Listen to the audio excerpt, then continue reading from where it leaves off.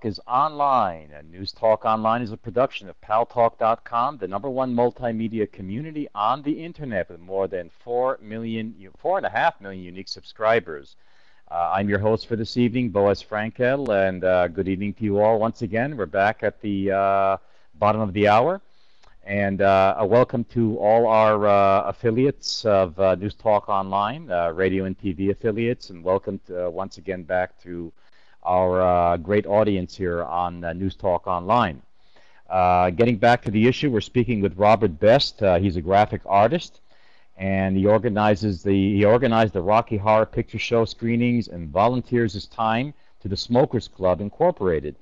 And Robert Best joined when organizing a boycott of Calabasas businesses after the city banned smoking in all public places, indoors and outdoors. Many of his arguments revolve around personal freedom that he said he believes should be sacred. Robert, getting back to this issue very quickly before we take a couple more callers. You know, it's interesting that since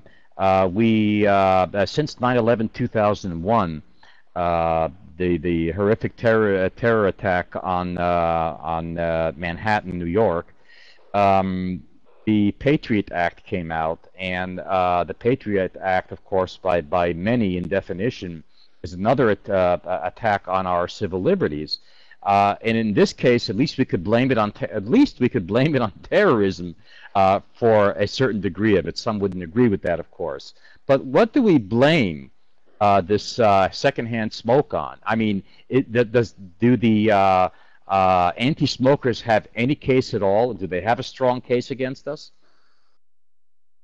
You know, I don't see what their problem is, because they're still basing all of their arguments off of a study that was done back in the, I think it was late 50s, early 60s, that was the first study that said secondhand smoke is bad.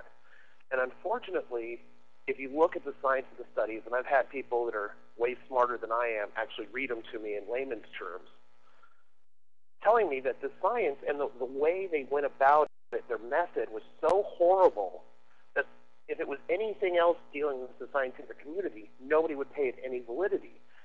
But all these groups and all these organizations are trying to stop smoking, and all these politicians keep quoting back to the same study. And as far as outside goes, there's not even a single study to prove that secondhand smoke is problematic in an outdoor environment, because, as you said earlier, smoke dissipates.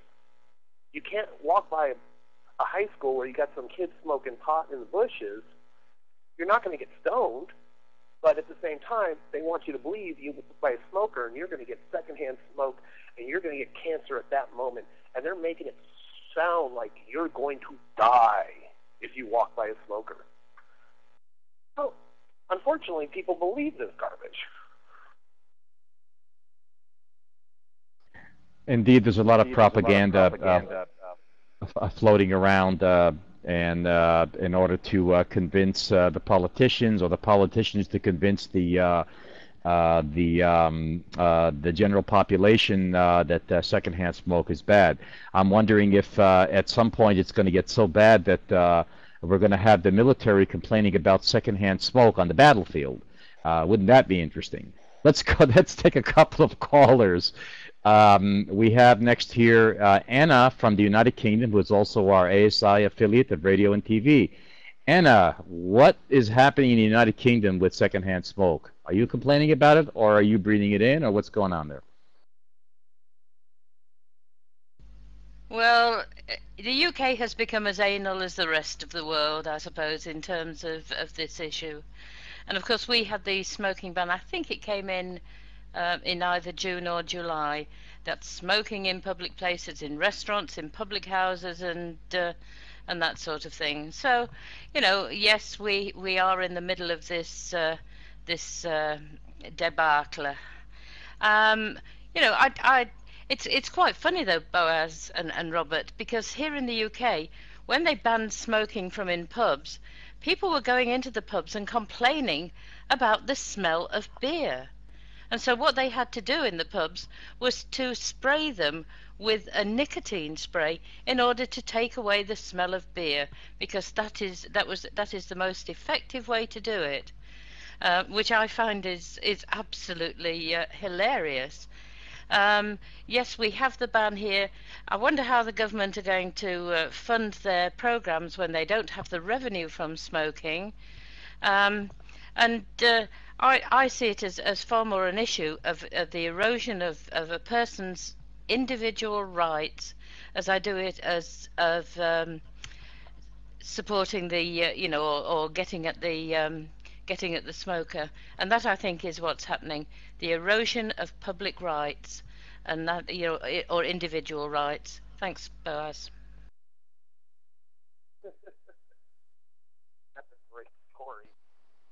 I was reading an article about Scotland where some of the rural towns were actually having to organize buses to drive people to the pubs because people weren't going anymore. They weren't going to the pub because they couldn't smoke, so they stayed home and drink. And these small towns, the pubs are closing, and the businesses are trying to find anything they can do to keep getting people in, and nobody's coming in because they can't go and enjoy themselves.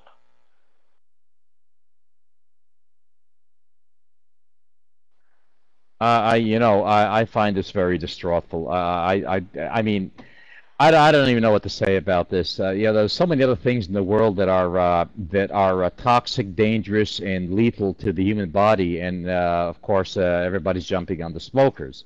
But I don't.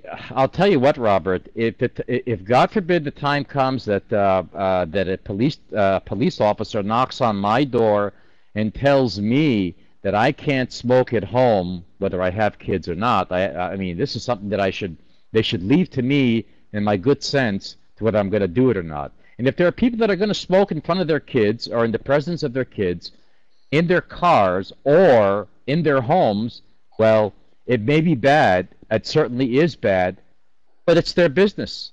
How far is the state going to go? How far is the government going to go to regulate people, to institute people, institutionalizing the general population of what they can do, what they can't do, our civil rights. Let's go to another caller here, Robert. Let's see what we have. Leilani from Hawaii. Let's hear what's going on in Hawaii with regard to smoking. Tell me, Leilani, are the hula hula dancers complaining about secondhand smoke? Go ahead, Leilani. Oh, absolutely. We do have a ban here. There is a ban in Hawaii in city and state buildings and 100 feet in public areas as well. I don't agree with that in the public areas. I don't think that we should be regulating humans within their homes or in public, in outdoor areas to smoke. If you want to smoke, go right ahead, knock your stuff out. But what I'm not hearing is people talking about federal funding for those states who are implementing these non-smoking bans. Let's talk about New York City, for example, threatening to remove $539 million of federal funding to the Metropolitan Transportation Authority if they didn't implement a ban in the railways. And now that's something that people should be talking about. Why are the governments initiating these type of threats to businesses and to companies and